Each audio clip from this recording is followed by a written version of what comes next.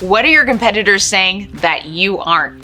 Hi, I'm Goldie Chan, and I'm here to talk about Twitter with Digital Marketer. So knowing what your competitors are saying on Twitter by looking at them and tracking what hashtags they use, and also literally what they are tweeting, is a helpful way to understand how you can be more successful on Twitter as well.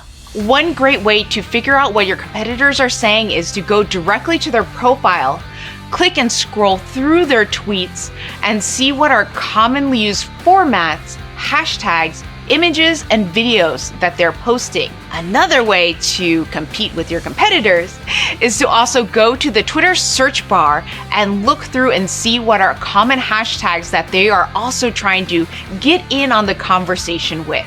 Keep watching to find more amazing Twitter tips from the Twitter Social Certification course.